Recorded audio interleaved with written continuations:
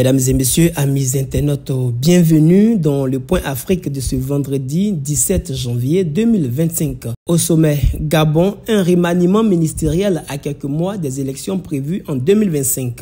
Côte d'Ivoire, le gouvernement confirme l'arrestation de l'activiste burkinabé Alain Traoré dit Lino Faso. Afrique du Sud, 78 extraits de la mine désaffectée des Sifton. Mozambique, Daniel Chapo investi président à Maputo malgré la crise post-électorale. Gabon, un remaniement ministériel à quelques mois des élections prévues en 2025. Le président de la transition, Brice Clotaire Oligui Nguema, a procédé le 15 janvier 2025 à un remaniement de son gouvernement. Le premier ministre Raymond Ngoudou Sima reste à son poste. Le nouveau gouvernement formé 7 mois avant la fin de la transition, qui sera marqué par l'organisation des élections générales, fait honneur aux femmes et aux jeunes. Il n'y a pas de chamboulement, les principaux poids lourds de l'équipe sortante conservent leurs fauteuils. Le ministère de la souveraineté reste entre les mains des proches du président de la transition du Gabon. Côte d'Ivoire, le gouvernement ivoirien confirme l'arrestation de l'activiste burkinabé Alain Traoré dit Lino Faso.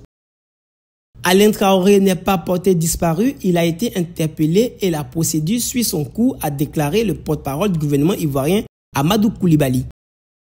Face à la presse au thème d'un conseil des ministres tenu ce mercredi 15 janvier 2025 au palais présidentiel d'Abidjan Plateau, en présence du chef d'État ivoirien Alassane Ouattara, le ministre de la Communication a rassuré l'opinion publique.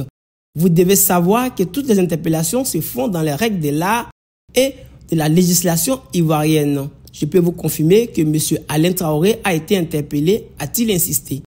M. Koulibaly s'est retenu d'en dire plus car, selon lui, il y a une procédure qui est en cours, donc je ne peux pas en dire plus. Mais vous savez très bien que tout est fait dans la transparence. Pour lui, lorsque cette procédure arrivera à son terme, l'opinion publique en saura plus et dans l'unique souci de transparence, un communiqué du procureur de la République sera fait. Attendons donc le communiqué du procureur une fois que la procédure sera arrivée à son terme, a-t-il indiqué. Afrique du Sud, 18 corps extraits de la mine désaffectée de Stilfontein. Une opération de secours qui doit durer 10 jours est en cours pour sortir du sous-sol les orpailleurs clandestins dont le nombre et l'état de santé restent incertains. Un décompte macabre au-dessus du puits d'or désaffecté de Stilfontein en Afrique du Sud. 78 corps de mineurs clandestins ont été extraits depuis le début de la semaine, a annoncé mercredi la police qui scène le site à environ 150 km au sud-ouest de Johannesburg depuis des mois pour déloger ces travailleurs illégaux. Chaque aller-retour de la nacelle descendue dans le puits au moyen d'un treuil spécifique pour ce genre d'opération aggrave le bilan.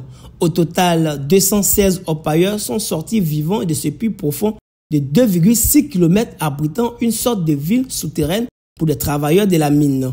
Ils sont souvent en piètre état de santé au vu des membres décharnés de ceux qui ont émergé de cette mine aurifère. Mozambique, Daniel Chapo investi président de Maputo malgré la crise post-électorale.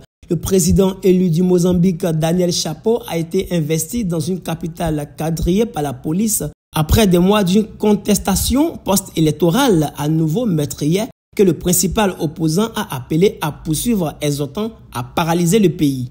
Sur la place de l'indépendance de Maputo, survolée par des hélicoptères et avions des forces de sécurité, Daniel Chapo, à la tête du parti au pouvoir depuis un demi-siècle dans ce pays d'Afrique australe, a juré de remplir fidèlement la fonction de président de la République pour les 5 prochaines années. En parallèle de cette cérémonie, 7 personnes ont été tuées dans des manifestations, a annoncé l'ONG locale Plataforma Decide qui a recensé ces décès dans la capitale Maputo et dans le nord Nampula. C'était tout pour le Point Afrique de cette semaine. Restez connectés sur Abidjan.net et suivez-nous sur nos différents réseaux sociaux.